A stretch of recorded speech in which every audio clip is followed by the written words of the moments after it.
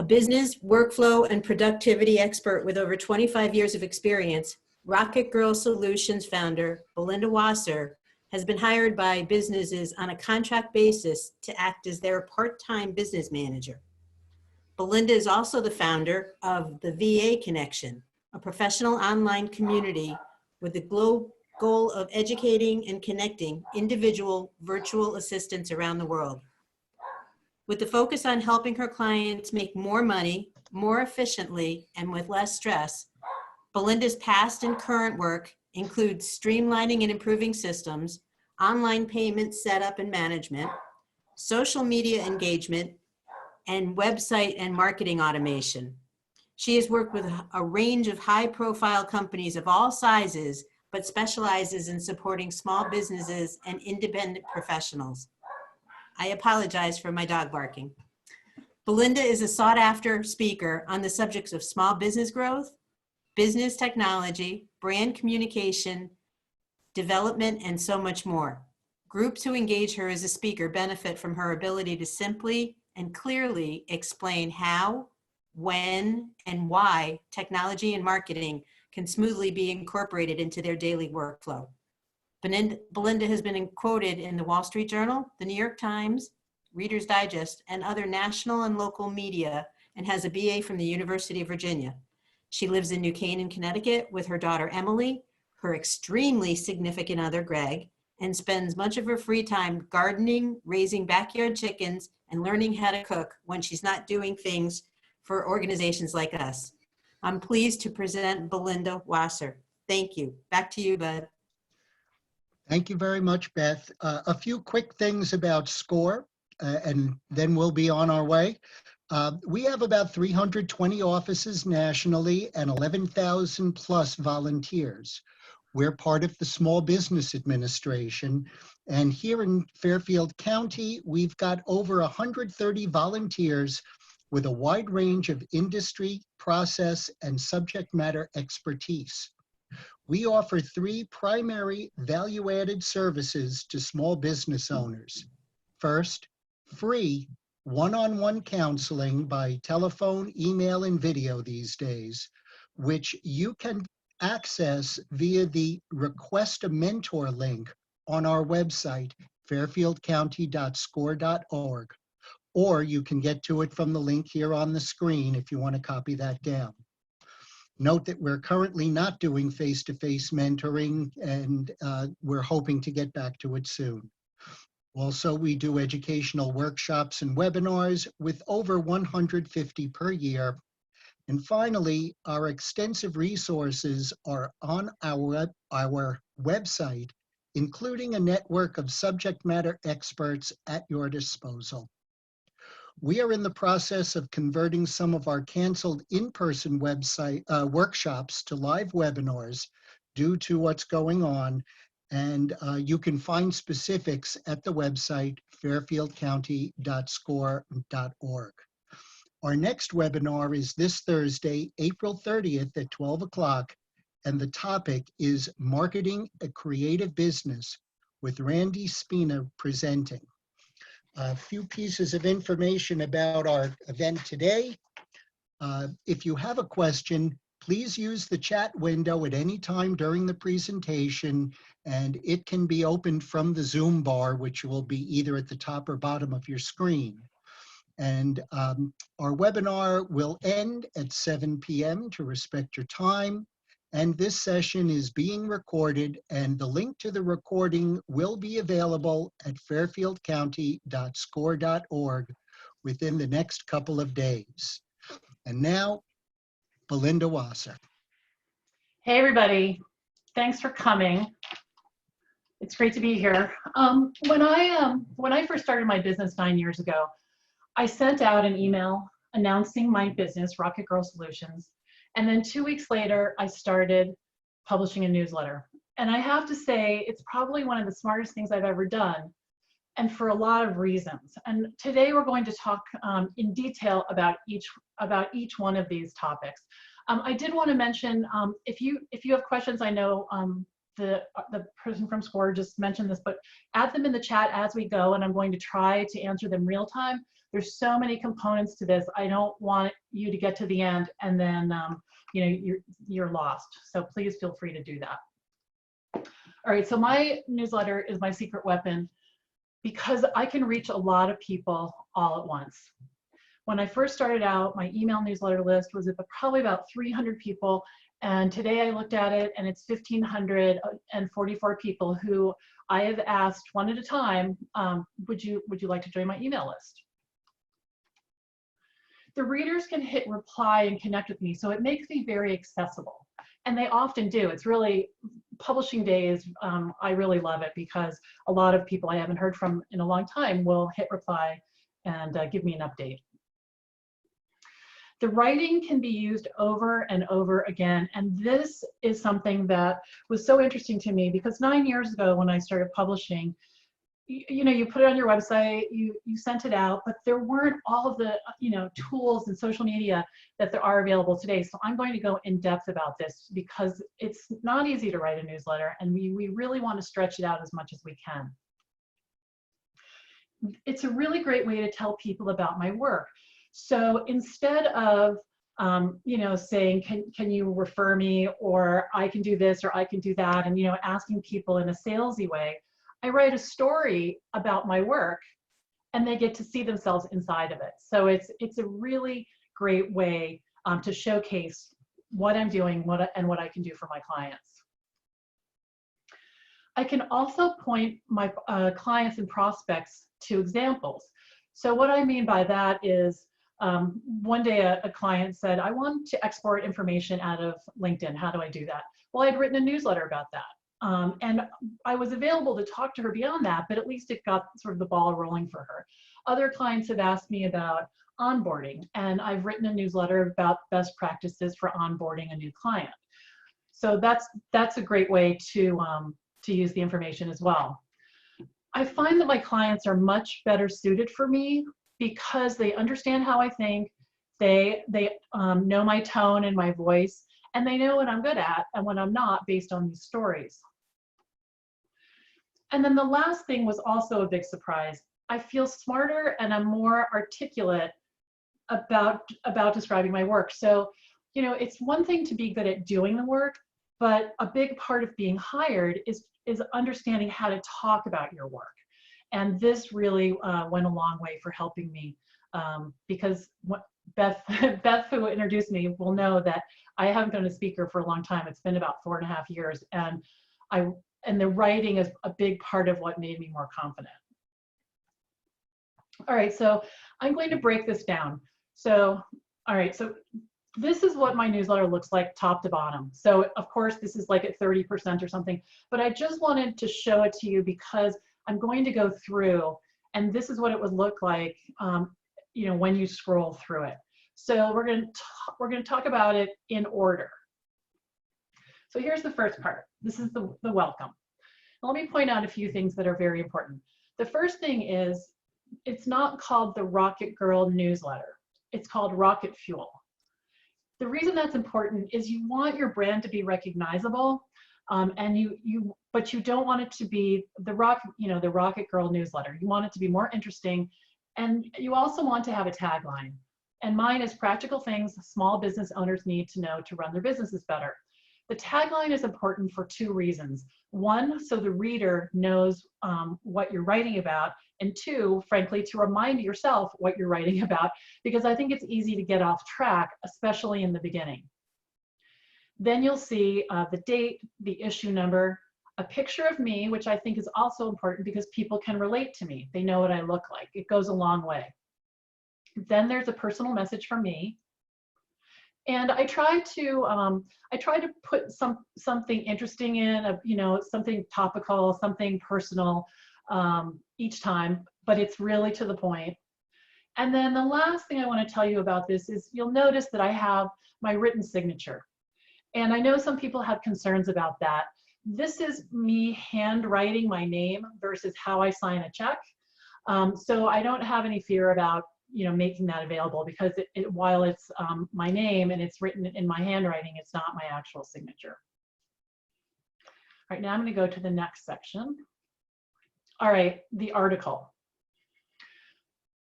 I don't worry too much about the titles because the people that read my newsletter know me and they've opted in. So I'm not trying to do something, with search engine optimization. I'm just trying to be myself and trying to be clever if possible. The images that I use, I put them in there for a couple of reasons. One, I think it makes the newsletter more interesting. The other thing is, you'll see later when we use this content in social media, it'll pull the image from the newsletter when it's on my website into all different kinds of places. So I'm going to demonstrate that when I get to that part of the presentation. I try to have a conversational view. I'm not trying to share every single thing I know. I'm not trying I never have to do research when I write my articles. Typically what I do is I sit down and I think, what have people been asking me about? Or what am I working on that's interesting? And the other thing that's good to know too is that you don't have to worry about giving too much information away. You do have to worry about overwhelming people, definitely. But you don't have to worry that if you tell them how to do it, that they're not going to hire you. Because the do-it-yourselfers, they're going to find the information they want no matter what. But the people who want to know that you're competent and an expert and that you know what you're talking about will hire you all day long when you tell them how to do it. First, they look and they think, I don't even want to start to try to do that. And then the other is that you've instilled confidence. Okay, now, right under the article, I have social media sharing.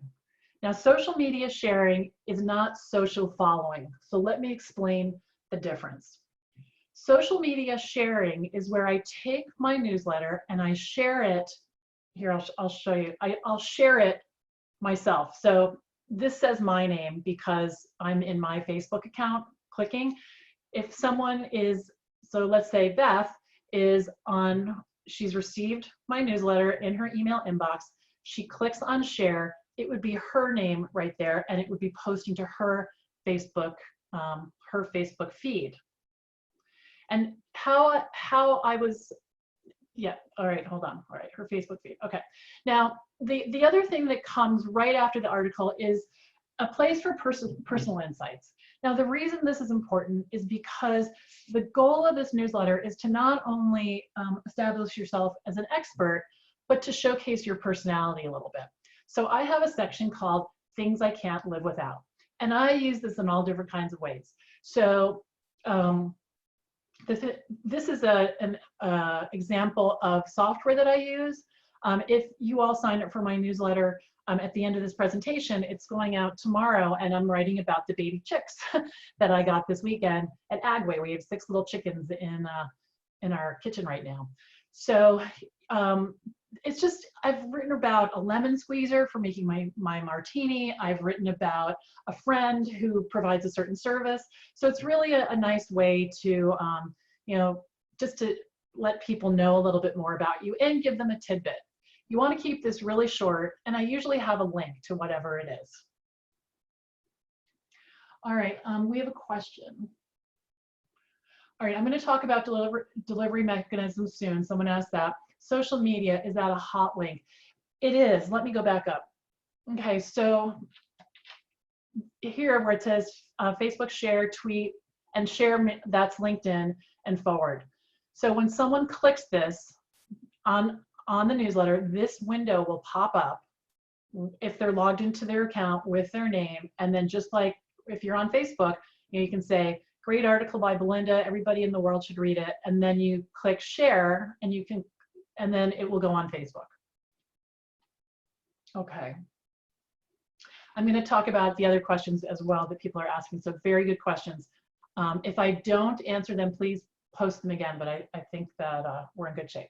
Okay, so now my commercial. So this is where I get to talk about my work and let people know what I do. If you'll notice, it's very short. Rocket Girl is me. I solve one big problem for my solo and small professional business clients. I keep their businesses running smoothly. So it doesn't talk about all the million things that I do. You can see it says learn more about my services here. Absolutely. But the point is really, it's not about, I never asked for referrals in my newsletters. I really want to be, I just want to be providing information. My second secret weapon is free 30-minute consultations, which you are all welcome to have. And I'm going to show you how you can do that later. It's not a sales call. It's just talking with me about your business. And I can do a whole webinar on just why that's a smart thing to do. And it's all automated as well. So that's another way for people to connect with me. I'm trying to be as available as possible to my readers. All right, now at the very bottom, there are the details. The details here, now this is where my logo shows up, right? It's the little rockets at the top, but it's not RocketGirl, right? Because I want to remind people about my brand. They're reminded that they are receiving my newsletter because they signed up to receive it. You could also say because you signed up to receive it, because we're connected or you're a client. So that's an important statement. Your privacy is important. I never rent, sell, or share your email, and only write that if you mean it, and I encourage you to really mean it. The copyright. Now, we're going to talk about other things to do with your content in a bit, but I want you to notice right here, see where it says you may reproduce this article by including this copyright, and if you're doing it electronically, include the link to RocketGirl Solutions. Many people have asked me, can I take your article and send it to my email newsletter list with attribution to you? And I would say yes, all day long, because now I'm getting endorsed by someone and they're sending it out to their list, who is very different from mine probably. And you think about it, you're really helping them out because they want to stay in touch too, but for whatever reason, they don't have time to write a newsletter. So you're the quick solution. There was even an organization that I knew about in the Midwest, and they asked if they could make me the business expert and use my newsletters over and over and over to their list. And that was great. They posted them on their website, and I was happy to have them do that. And then the other thing that's important is that you have a place where they can unsubscribe. A lot of what I have learned here is from Blue Penguin Development. Michael Katz helped me develop this newsletter, so I encourage you, after I'm done, to go to bluepenguindevelopment.com and sign up for his newsletter. You'll learn a lot of very valuable information. Okay, we had a question about delivery mechanisms. So these are some of the most popular. My favorite is MailChimp. Constant Contact is great as well. Infusionsoft, ConvertKit, ActiveCampaign. They all do slightly different things, but they all do deliver newsletters. So I just want to check the questions for a second. Okay, so someone said, who is the audience you send your newsletters to? I'm not sure some of my stakeholders want such a personal newsletter.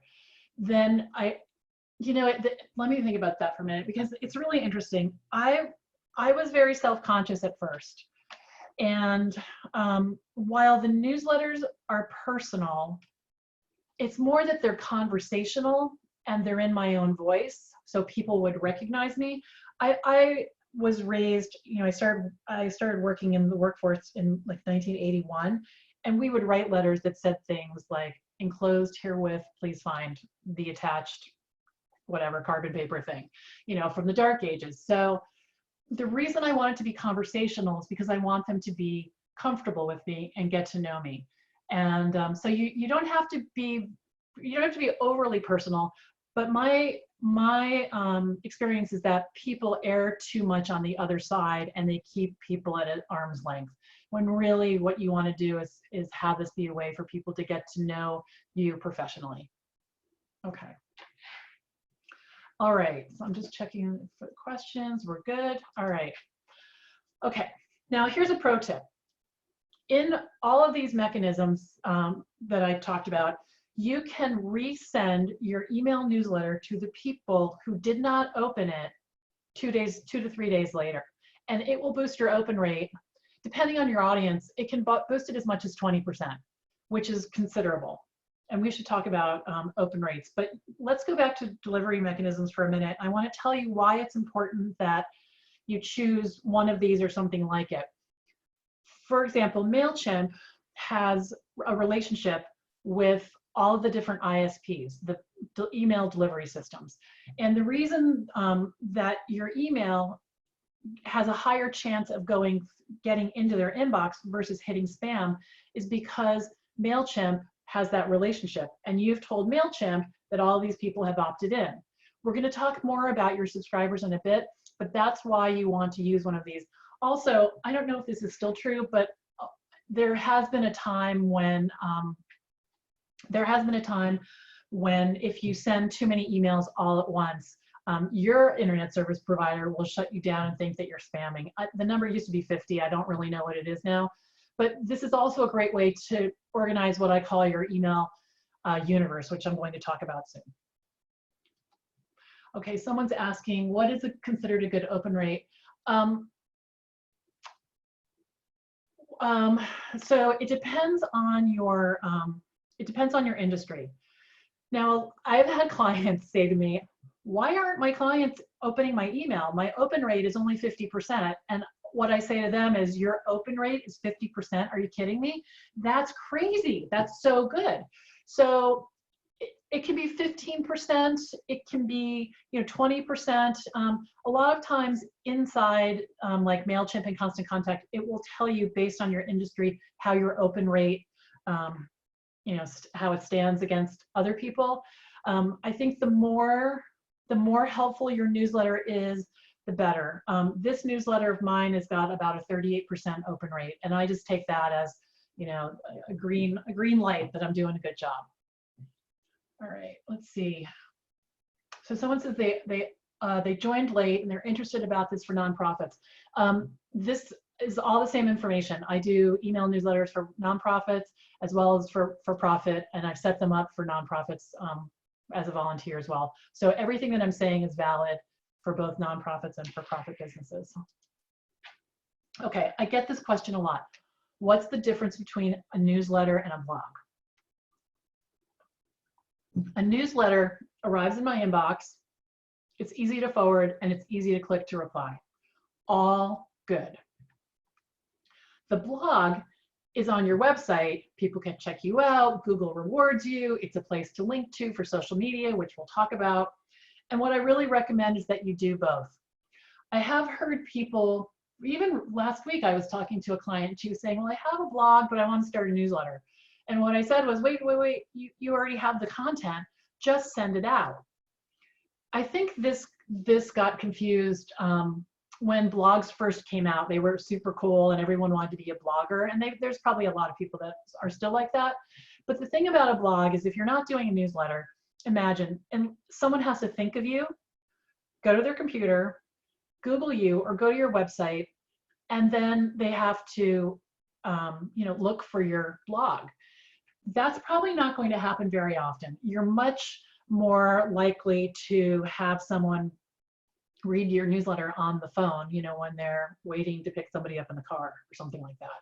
So that's why it's important. Now, it is important that you put it on your website, and we're going to talk about why in a couple of minutes.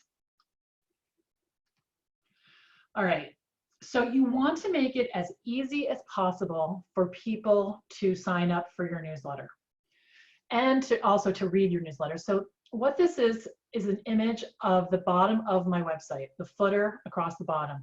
So on the left, the most important thing for me is subscribe to my newsletter. Once somebody is on my newsletter list, I have their attention. Even if they only read the newsletter, 4 times a year. 4 times a year, I have their attention. Then I have recent newsletters, and you'll see September is the new January, which was the newsletter we went through, and the thing I can't live without, Shift. Oh, and there you go. This was a year ago when I was writing about my chickens again. I might want to change topics. And then Talk to Rocket Girl. This is that free 30-minute consultation, which is in my email signature, my regular email signature, and it's also at the bottom of my email newsletter. Very simple, straightforward, great way to grow your business.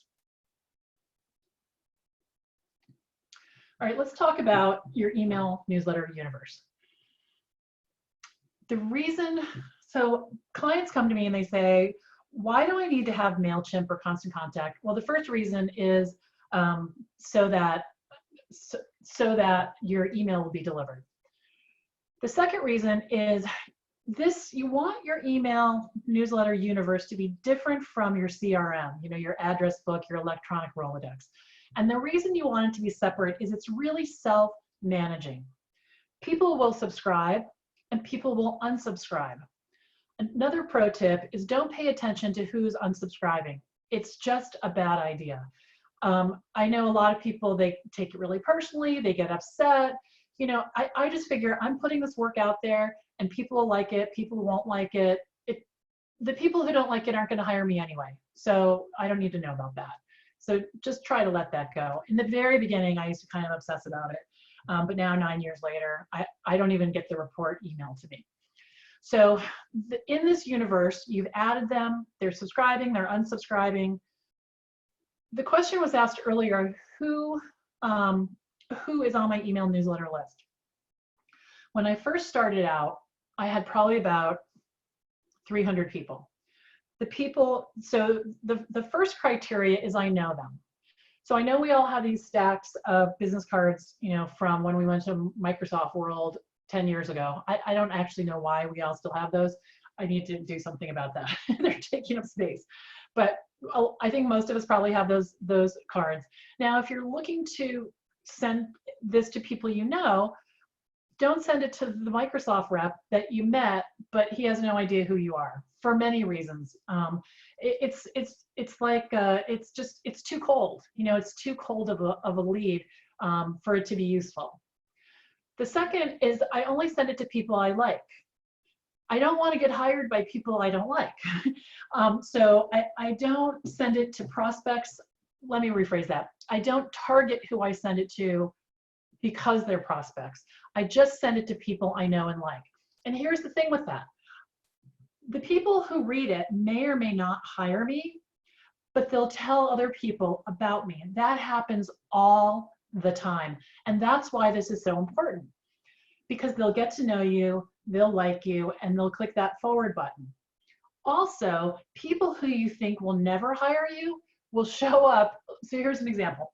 The business I had before this was I had an online store and I sold personalized baby gifts. And one of the women I bought burp cloths and bibs and hooded towels from when I went to Javits in New York to purchase the things for my store would come up from Texas, and her company was called Three Marthas, and I loved her product. So from time to time, I would see Rebecca when she was in New York, and we had a relationship because of this business. Well, I closed the business when I started to be RocketGirl 9 years ago, and I put her on my email newsletter list because I knew her, I liked her, I had had dinner with her before, and I just wanted to stay in touch with her. Probably 5 years later, I see her name on my calendar, and I think, oh my gosh, I wonder what's going on, because she saw on the newsletter, she got the free 30-minute consult, and we got on the phone, and she hired me. She had sold her business, she had moved on, she was working at a barn, and she needed me to help with an online waiver signing application so that the parents could sign the waiver, in the parking lot, and they wouldn't have to deal with paper. I could tell you 15 stories like that, at least. I've had people on my email newsletter list who have signed up for those 30-minute free consultations, and they actually say these words: I've been thinking about hiring you for a year, and I don't even know who they are. It's so amazing. Now, I speak a lot, and people sign up, they can sign up for my newsletter, and a lot of times I'll go back to see where I know them from. It could be from that, it could be from someone else recommending me. So you really don't want to limit yourself here in this email newsletter universe. Any questions about that?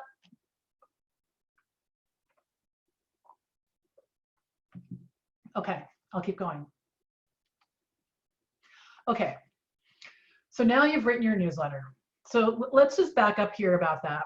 So I am not a writer. I am now. I didn't used to be at all. My first newsletter took at least an entire day, and I joke, but it's true, and an entire bag of potato chips because I was so stressed out. I was trying so hard to be good at this, and the only thing that really helped was practice, practice and just really forcing myself, because someone that I trusted who was mentoring me told me this was the right thing to do.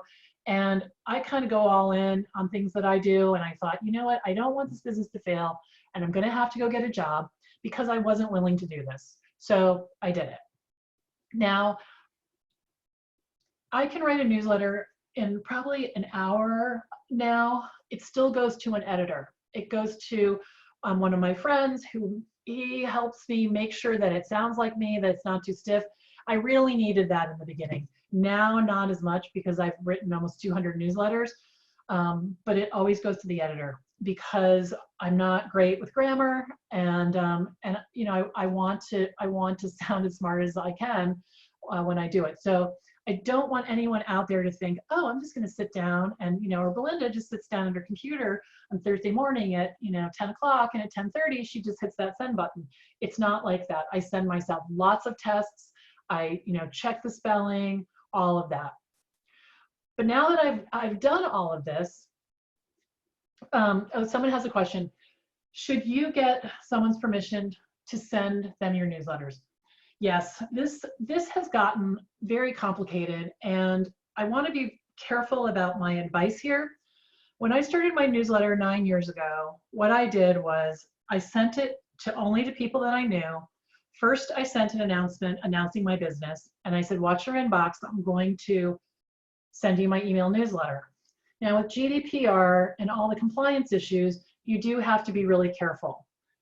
What I have done with clients, after I've explained the risk to them of doing this, if there are too many people on the list that report them as spam or unsubscribe, what I do is in the beginning where the welcome is, we'll put PS, I've added you to my newsletter because we're a friend, contact, so don't go grab your whole LinkedIn list. You can't actually do that anymore anyway. And then with clear instructions, you can unsubscribe at any time and then tell them where the link is at the bottom. So you have to decide what the risks are there. It's very difficult to get people to opt in an email. I do know some people who have done it, but I have to tell you, growing an email newsletter list, it's a long process. It's not it's a marathon, not a sprint. It's having lunch with someone and saying, hey, can I add you to my newsletter? It's speaking at an event like this or a live event and saying, hey, I'd like to have your email address, or I'd like to add you as a subscriber. So you have to make your own decision about that and be careful about it, because it is serious. When I had my online retail store, I grew my list to about 15,000 by partnering with different people, and it was all opt-in. But sometimes if I didn't email my list regularly, I would sometimes get, that's another thing, you have to do this regularly, reported as spam, and I had to be really careful about that because they didn't remember subscribing. Okay, just looking at the questions. All right, so the first thing that I do after I publish, actually before I publish, because when you publish a newsletter, typically you get it all set up and then you schedule it. So typically, my newsletter that's going out tomorrow, I scheduled it yesterday, so it's all ready to go. I put it on my website, and here it is on my website. It's in under newsletter here on my, but this is really a blog. I just changed, this is a WordPress website, and I changed the word blog to newsletter because it felt like it matched my business more closely. All right, now I'm going to put it on Facebook. So I go back to RocketGirl Solutions, I click on this title, and I get the URL for this newsletter on my website, and I drop it into the Facebook box where it says start a post or whatever it says. And then when I do that, in comes this gray box at the bottom, the image from my website, my URL, and then and the first few words of the newsletter. Really easy. Then what I do is I write something at the top. So here I just wrote why I love fall. Now, here it is on LinkedIn. Same thing. Here I drop the URL in from my WordPress website, and I wrote a little bit more here because my audience is different in LinkedIn than it is Facebook. So here I write, as part of my fall ritual, every September I circle back to the plans I made in January. Same picture, again, the title comes in, it's on LinkedIn, my picture is there, and my URL. There's a question, are you posting to your personal Facebook page or do you have a business page? Same for LinkedIn. Yes, so I post to my personal page. So I always post to my business Facebook page every single time. I'm kind of active on Facebook, and so it depends on the topic and it depends on how much other, how many other things I've been posting during that time. But yes, I do post it to both my business and my Facebook page. My LinkedIn profile, yes, in 2 different ways, and I'm about to show you the second way in just a second. And I do have a LinkedIn business page. I don't pay a lot of attention to that because I think that my feed is a lot more influential. Okay, so this is a post on LinkedIn. The other way is an article. So if you go to, and this is really good especially if you don't have a website.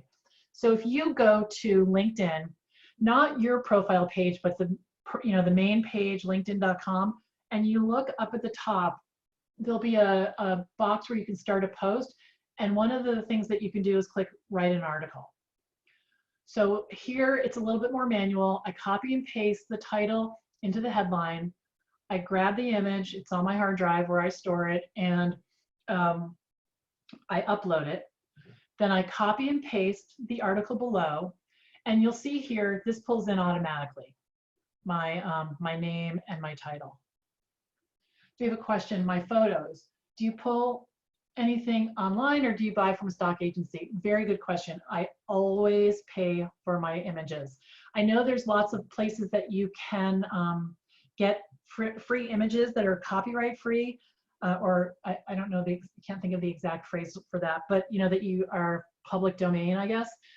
But you want to be really careful. I have had 2 clients on separate occasions use an image that they did not pay for, and one of them, we were just talking about it the other day, he got a letter from Getty Photos, and he showed it to his attorney, and his attorney just said, write the check. Like, don't even pay me to do anything, just write the check. And it was not a small check. I think it was over $1,000. At that point, you can't just buy the image for the price that they were asking for it. And they can track that. There are some kind of algorithm connected to the image. I don't know how it works, but it has happened twice. So I get my images at 123rf.com. The image size that you need is always the smallest. This is the small image.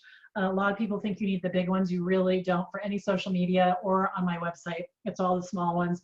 And the images are about $2 each, which it's just worth it. And I use them for other things as well. Okay.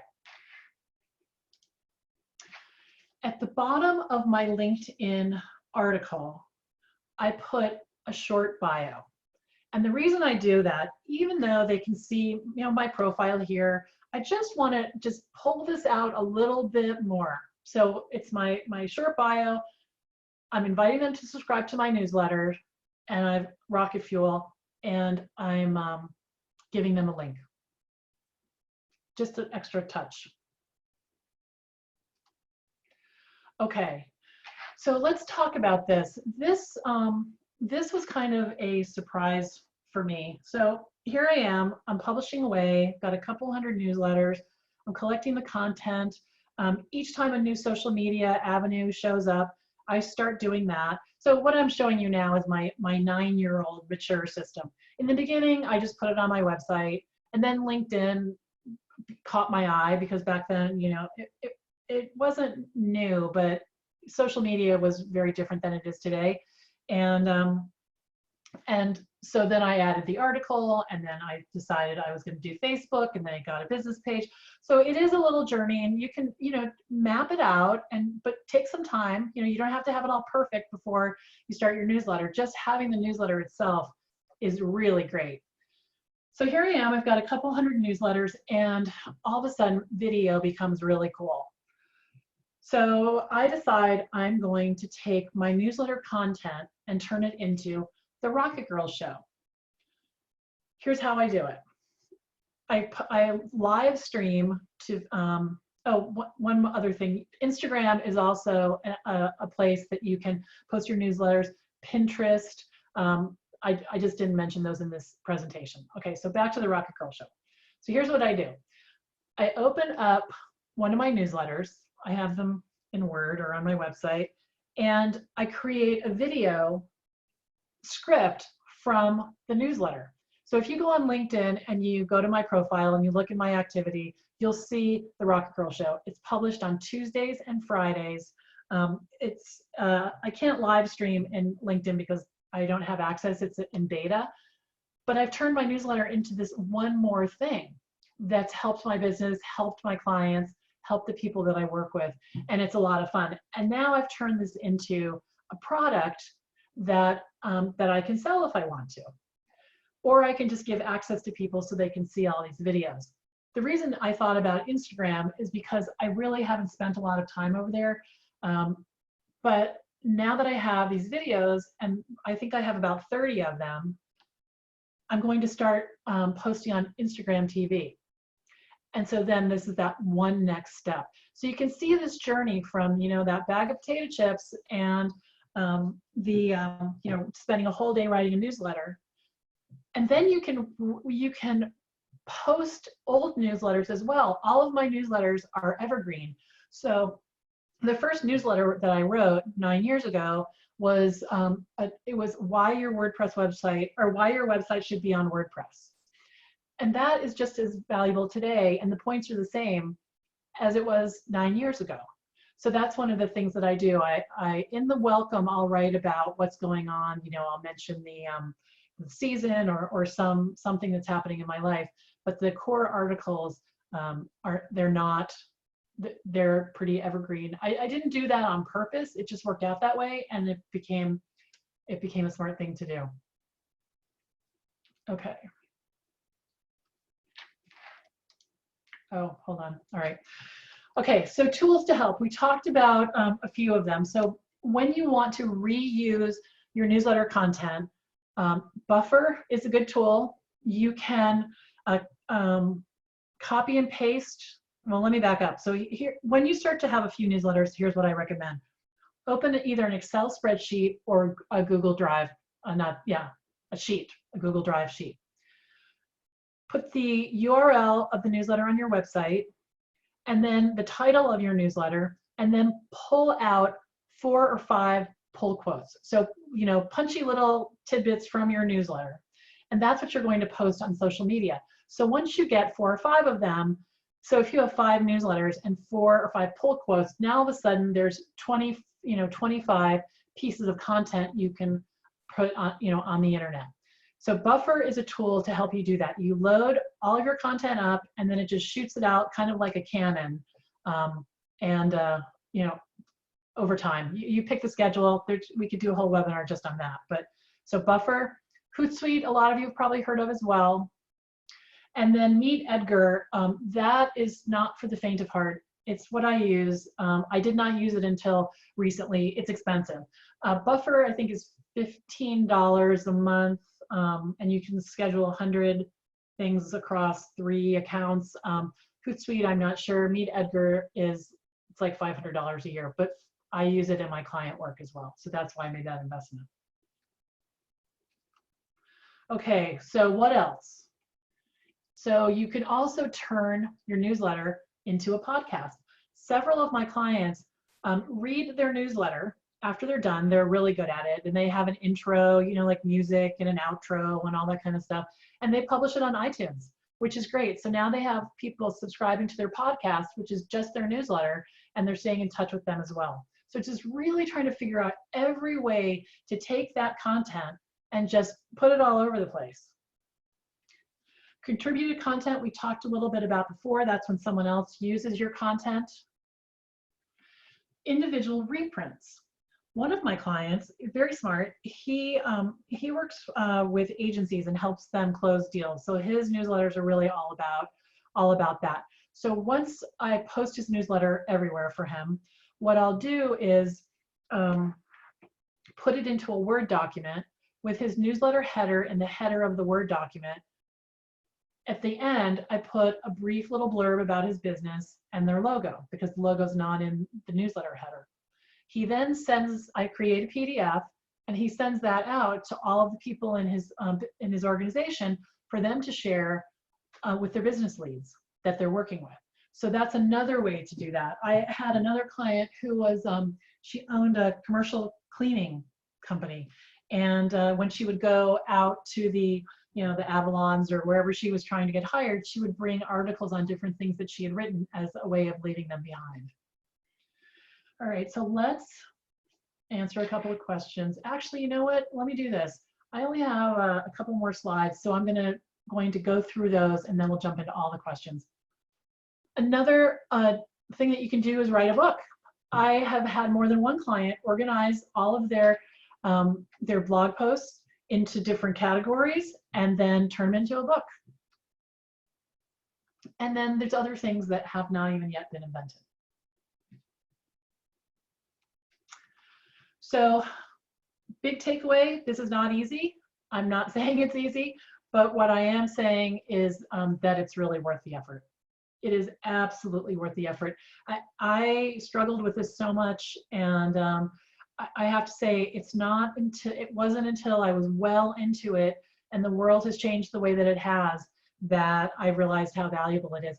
It's also, if you're trying to figure out what you want to do for work, this is what's really sustaining my business right now, is this and supporting people doing webinars. I've been doing 4, 5, 6 email newsletters for my clients every week because they realize the value and they want to stay in touch with their clients. So it's working for me on both sides. All right, so here's where you can find me. I would welcome you all to sign up for a free 30-minute consult with me if you'd like. Here's my email address, and then if you text this number to or text RocketGirl to this number, you'll be put right on my email newsletter list. The tool that I use for that is called Textiful. I didn't mention it before, but it's a great tool for just this type of occasion. All right, I'm going to go over to the questions and see what we've got. Okay.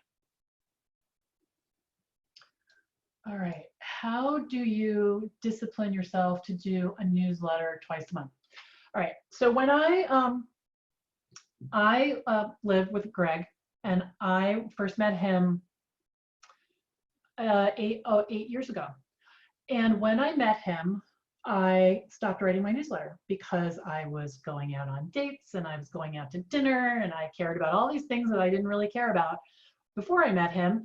And I didn't write my newsletter for 8 months. And when I looked up, I hardly had a business. So that's why I'm disciplined. I need to make money. This is not a hobby. It's been full-time for 9 years, and this is how I get work. Because I work virtually, my clients, I have 45 or 6 clients all over the country and in Europe who I've never met. This is a lot of how that's happened. Okay, let me see what the other questions are.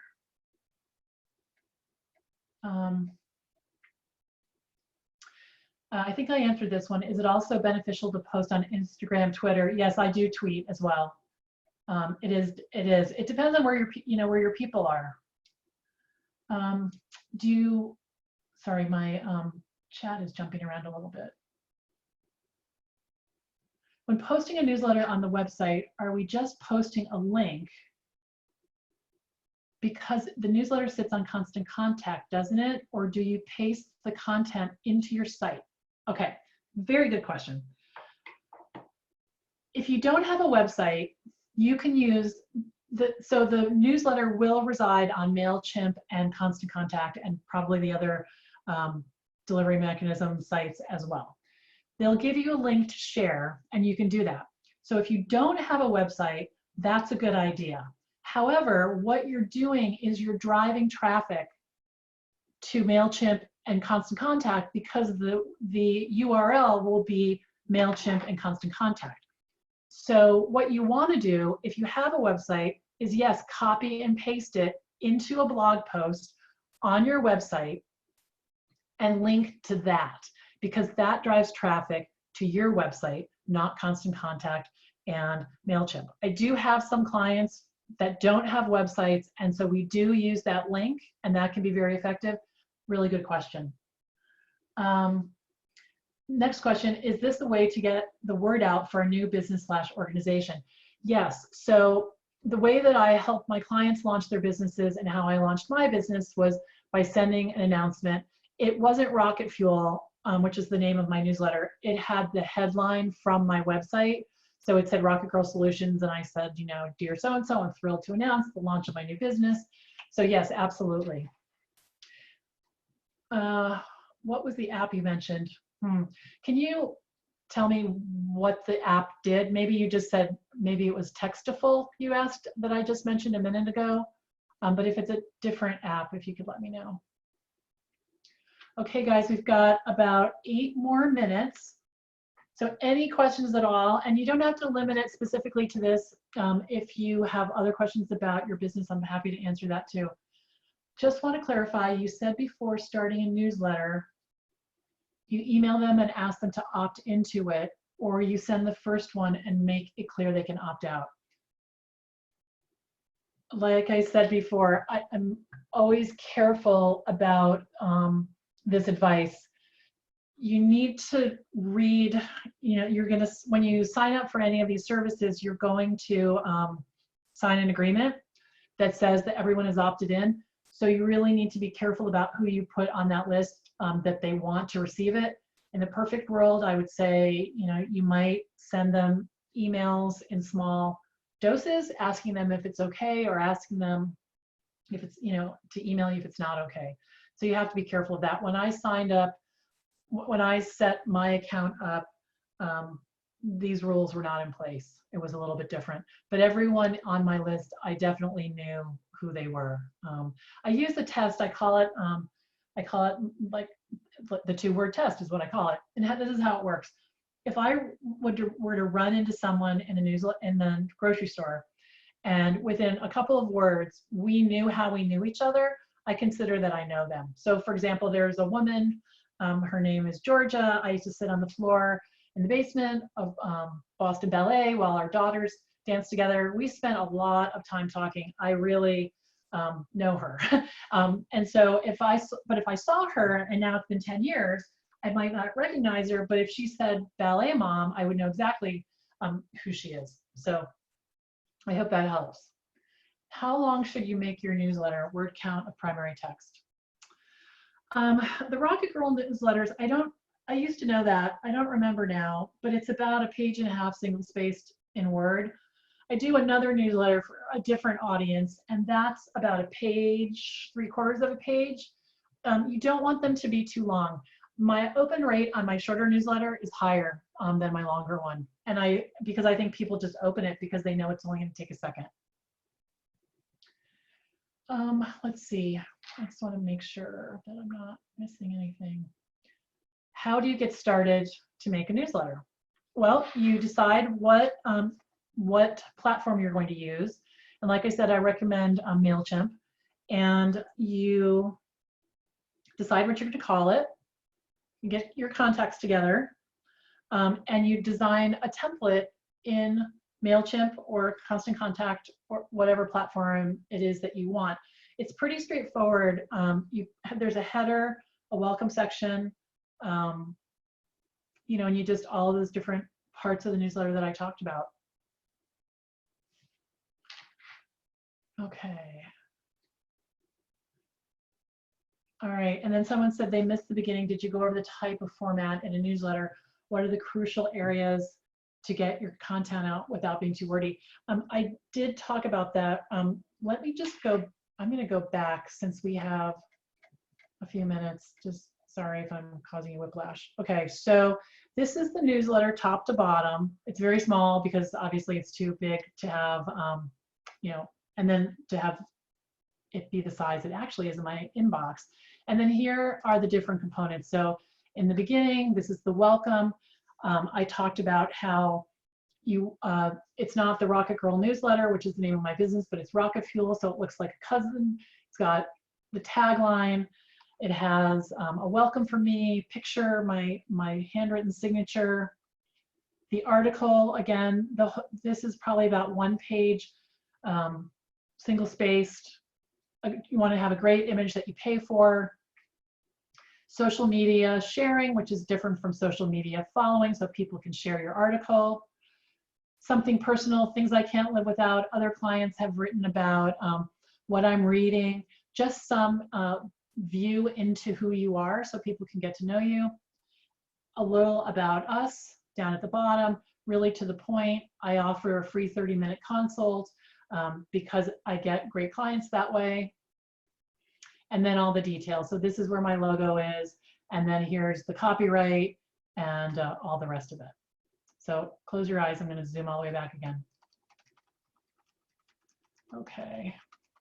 All right. And let's see if there's any other questions.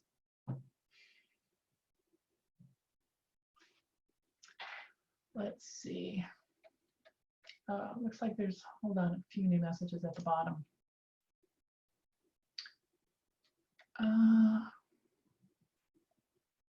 Hold on, I'm just reading them. There's a few more. Okay. Whether you've been laid off, furloughed, or just dreaming about your next business opportunity. Oh, thank you. Okay.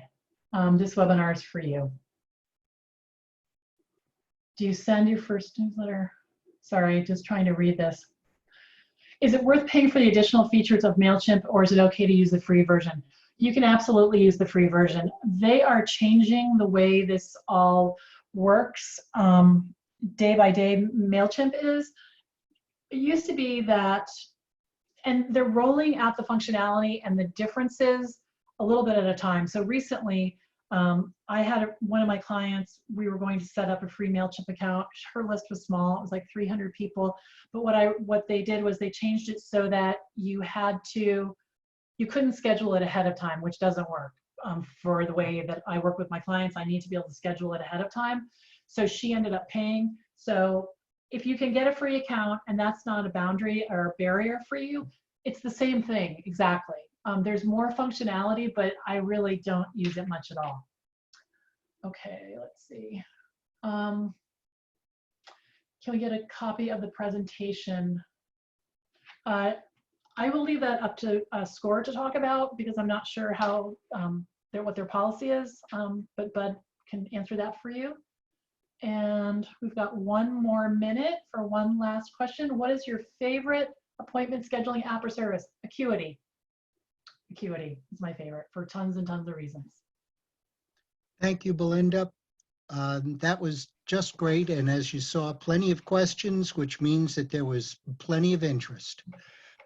As a reminder, a recording of this webinar and the materials are going to be available in a couple of days at our website, fairfieldcounty.score.org. Our next webinar is going to be Thursday, April 30th at 12 o'clock. The topic is Marketing a Creative Business with Randy Spinas presenting. Please check our website for information on that and other upcoming webinars. And again, SCORE offers free individual counseling, so please use the link on the screen. If you can forward for me, please, Belinda. And let's see, what else? Sorry, but we can you can, tell me what Don't forget me. what, our last screen, the splash screen, please. Oh, yes, absolutely. We can help you with a mentor. You'll find other useful information there. We are going to be sending out an evaluation, so please fill those out. And at this point, I'd like to hand off again to Beth for a final wrap-up. Thank you. Great, thanks. Thanks, Bud. Thanks, Belinda. Belinda, this was excellent as usual. You gave us so much information, and over the years, I've learned so much from your email newsletters. I've learned from both of your business newsletters. And today I learned about social media sharing and the stock photo website that you mentioned. I'm excited to check that out as well. So I appreciate all that. I just want to let everybody know that the Monroe Chamber of Commerce is going to be sponsoring a couple of upcoming webinars as well. This coming Thursday, we are going to have something called Ask the Experts.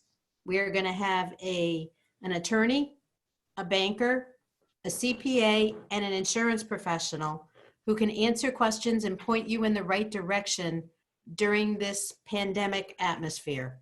So if you can go on the monroectchamber.org website, you can register for this upcoming webinar. It's this coming Thursday from 4 to 5:15. The next webinar that we have that's going to be sponsored by SCORE, the Monroe Library, and the Monroe Chamber is going to be on Wednesday, May 20th. And it's going to be, called Rainmaking Through Networking. So it's going to be a webinar that's going to be all about networking. I thank you very much for attending, and thank you for Bud and Belinda. Belinda, again, it was a wonderful webinar. Thanks. Back to you, Bud. Thank you all for coming. Have a good evening. Good night.